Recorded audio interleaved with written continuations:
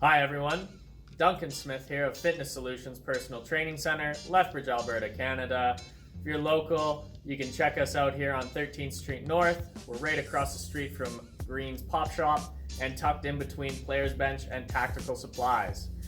As you may know, COVID regulations are changing in our area, and we are now open for a one-on-one personal training by appointment. Today I'd like to put together a nice and easy video on how you can prepare your body for a barbell squat. So before we get started here, I'd like to give you a couple of reasons on why we're warming up so you can better understand it and make sure to include a warm-up in your workout. So when we start warming up and our body temperature rises, our blood vessels are going to dilate. What this means is we'll be able to pump more blood to our muscles. This is going to improve the contraction of our muscles as well as improve the elasticity of our muscles. This is going to greatly reduce our risk of injury. With that, we're also going to be improving our reaction time, coordination, concentration, and range of motion. Check it out, let's get into this video.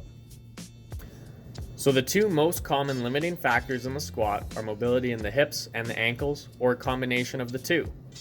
When we have limitations in the hips, our knees will travel forward, but we are not able to hinge backwards at the hips to achieve depth. I sometimes see this issue when people think they need to be as upright as possible when they squat. This is not the case. Brace your core and allow your hips to travel backwards.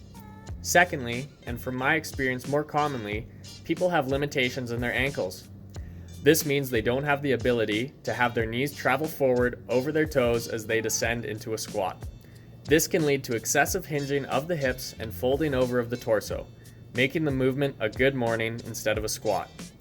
In this warm-up, we are going to mobilize the hips and ankles, then we'll activate all the muscles we need to utilize when squatting under load. The first movement I like to start with after I've done a little bit of walking on the treadmill or a little bit of skipping with a skipping rope is the 90-90. This will help mobilize the hips. Name the 90-90 because of the 90-degree angles created at both knees when rotating side to side. This movement does require a fair amount of mobility to get your knees all the way to the floor, so if this is challenging, go only as far as you can go. This should feel good, not painful. We start seated with our feet slightly wider than shoulder width. Our objective is to drop our opposite knee to our opposite heel, creating a 90-degree angle at each knee while keeping an upright torso position. The hip joint moves from internal rotation to external rotation and from external rotation to internal rotation. There's a couple of ways I like to modify this movement depending on how my body feels or if I want to make it more challenging. First modification is adding rotation. This will get some movement in your thoracic spine or upper back. With each rotation, you may also notice more stretching in the glute you're rotating over. If we want to go really deep into the glutes, we can add a forward fold. Important to keep the back flat here while we fold over. If you round over, it may give you the illusion of going deeper, but the stretch won't be as good as if you keep the back flat. A more challenging variation would be going side to side without the support of our hands. This requires a little more mobility as it demands the torso to be totally upright. Our most challenging variation will be no hands with bridging up to our knees.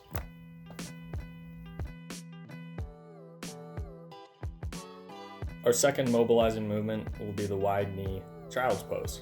Set up on all fours with your knees as wide as it is comfortable. Remember, this should feel good, not painful. Hands are going to be on the ground, positioned slightly in front of your shoulders. We're going to rock back the hips to mimic a deep squat position. The wider your knees are, the more stretching you'll get through your adductors or the inside of your thighs. The farther you position your hands in front of your shoulders, or the lower you are able to bring your chest to the ground, the more stretching you'll get in your lats or upper back. This is great for mobilizing our shoulders for when we finally put a barbell on our backs.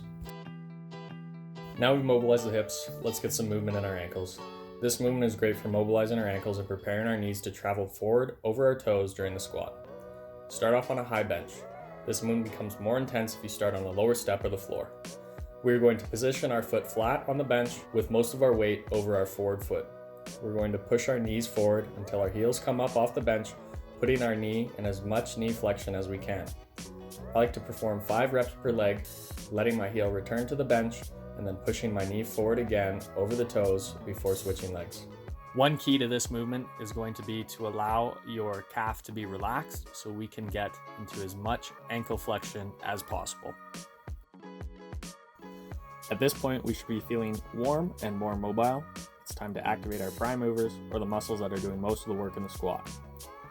I like to start with some light goblet squats. In this movement, I hold the dumbbell close to my body. I think about controlling my entire descent into the bottom position of the squat before driving the weight back up.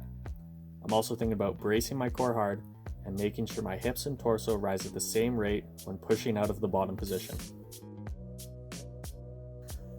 After goblet squats, I'll perform some hamstring curls with a Swiss ball.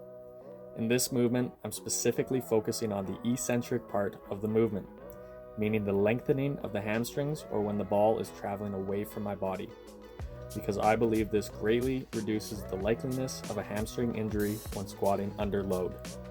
In this movement, keep your hips high and your glutes squeezed. Now we want to get the stabilizer muscles involved. Core first. I like to alternate a couple rounds of planks with side planks. To start, we'll get into a plank position, nice flat back, elbows directly under the shoulders. I spend about 20 to 30 seconds here and then alternate to either side, where I spend about 10 to 15 seconds before I go back to the regular plank. In our side plank, we make sure the elbow is again directly under the shoulders and our body is positioned in a straight line. If you're unsure of your form in this movement, film yourself and correct as necessary. Core is warmed up. Now let's do the lats. The lats are a huge stabilizer in the squat. Your lat crosses the entire back, so it's super important that you get it activated.